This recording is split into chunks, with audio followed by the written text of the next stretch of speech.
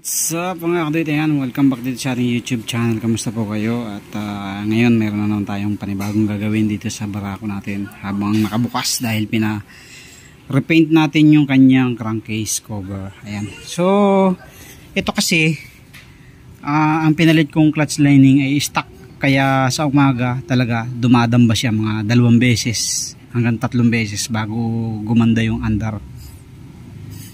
So nag-research tayo para mapa-improve natin yung kanyang mawala yung yung damba niya. So yung iba ang ginagawa, tinatanggal at pinapalitan ng paper base na clutch. Since bago pa ito at saka may kamahalan yung clutch na paper base, yung mga pang Badja 200. So meron din ako nakita na pang sniper yung nilagay niya, so hindi siya dumadamba, medyo may kamahalan din. So ang gagawin nating remedyo, ating lalagyan ng groove yung mga lining, so magkabilaan. Medyo matagal siyang gawin pero no choice tayo para hindi masayang yung lining natin. So ang gagawin natin, lalagyan natin ng groove. Tatanggalin muna natin lahat tapos lagyan natin ng groove. Okay, gugroove ba natin? Sayang naman kasi kung ating papalitan, kasi bago pa yan, wala pang 1 taon yan eh.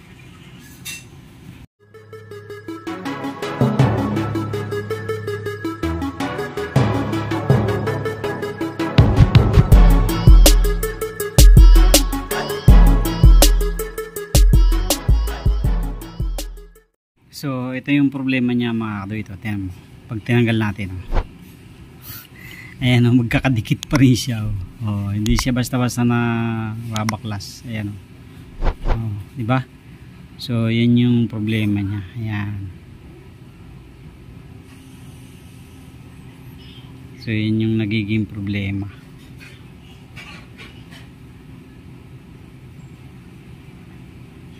Ayan, kahit ganoon mo siya, dikit, dumidikit siya, kaya mas maganda niyan lalagyan natin ng groove sa gitna bawat isa.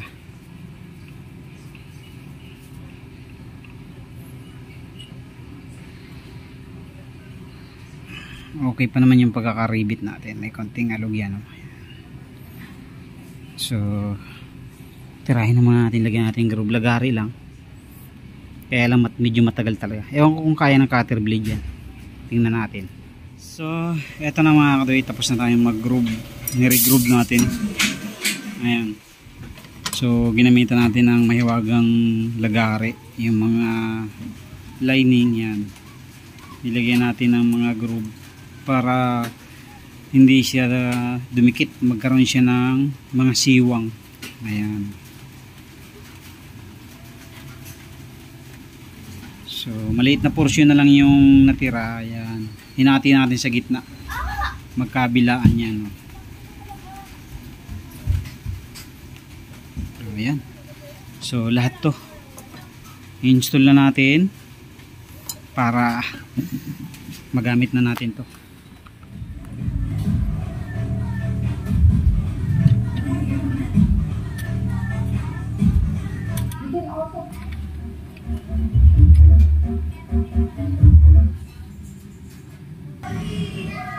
So yung talas mga kadit palabas.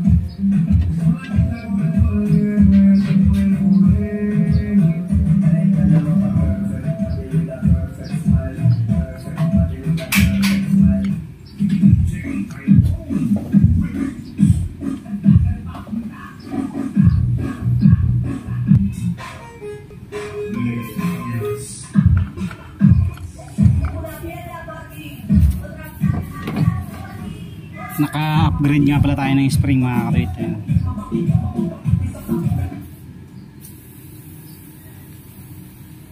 Pang PMX 155 dalawa, tsaka dalawang pang stock na barako.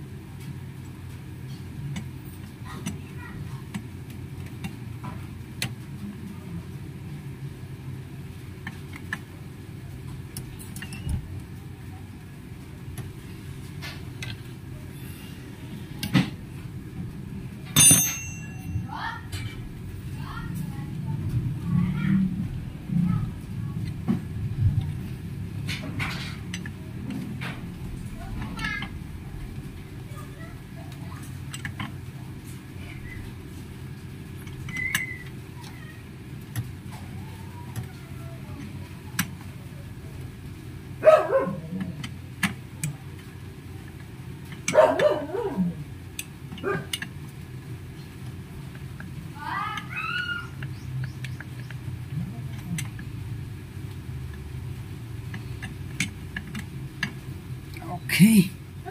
So ayan na, tetestingin na lang natin mga katuit kung magkakaroon pa siya ng kaldag. Ayan na mga katuit, tapos na tayo mag-set ng ating clutch. Ayan, nilagyan natin ng groove at ating tetestingin na ngayon yan. So bagong kabit din yung ating bagong pintura rin yung ating mga crankcase cover. Sa kabila sinabay na natin yan. Ayan. So palagi kasing lakas ng damba sa umaga niyan pagka malamig. Ayan. Unang kambyo dumadamba siya o may kaldag. So sakit talaga daw ng original na clutch lining ng barako. So hindi agad ako nakapag-research before ako bumili. Dapat wala, binili ko yung pang Rouser 200 na. Ang nabili ko talaga dyan ay yung stock talaga na yung Kawasaki barako. So parang nasa 1.4 yata yun yung clutch lining yan. Kaya yun, nagsisi tayo, dapat yun na lang ang binili natin. So anyway, para hindi masayang, gawan muna natin ng paraan o ginawan muna natin ng paraan para magamit natin ng ayos. So testing.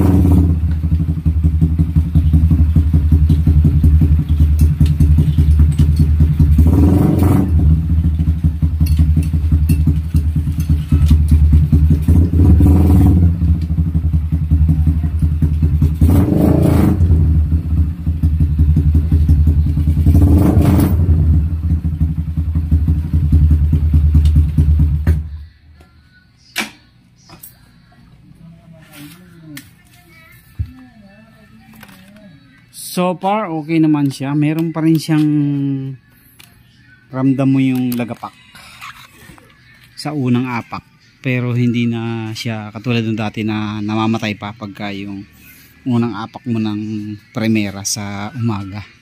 So ngayon na-testing natin, so may kaldag pa rin siya konti. Siguro pag nagtagal mawawala din yun. Unlike before talaga na once na binuhay natin na galing sa cold o yung cold start natin, tapos apakan mo agad yung primera, patay ang makina. Hanggang dalawa, ikatlo saka lang siya bibitaw. Ayan. So ngayon na-testing natin na okay na kasi cold start tayo eh. Tapos inapakan agad natin. Ayun, okay naman siya. Although meron pa siyang kaunting kaldag, may kaunting ramdam mo yung lagapak, pero hindi na namamatay yung makina unlike before. Okay, so yun lang mga kaduit. At least nagawa natin ang paraan. Kung ganyan din yung sakit ng mga barako nyo, nagpalit kayo ng clutch lining na original, yun, gawin nyo po yun. Lagyan nyo ng groove. Kada isang hilat siya ng lining, hatiin nyo. Gamit kayo ng lagaring bakal. Medyo matagal nga lang gawin, masakit sa kamay. Yun nga lang, no choice, sayang. Magkano yung lining na yun? 1.4, 1.2 ganyan ang presyo ng orig, kasi ayaw ko magkabit ng hindi orig eh, para pang matagalan na talaga. Yun nga lang pala, yun yung sakit ng mga lining na labas ngayon. So marami tayong mga tropa na ganyan, talagang ganun yung ginagawa nila para hindi masayang yung lining. Yung iba namang nainis na ang ginagawa, palit na talaga. Ang ginagawa nila, palit ng pang Rouser 200 or pang Sniper. Pwede rin yung pang Ipsey, yan, Yamaha. Pasok din yun siya dyan mga kaduit. Ayun, yung mga gustong ma-improve yung clutch na nakapagkabit ng original. So wala, no choice tayo, sayang naman, kaya ginawan muna natin paraan. Yun lang mga kaduit, thank you very much. God bless po sa inyong lahat.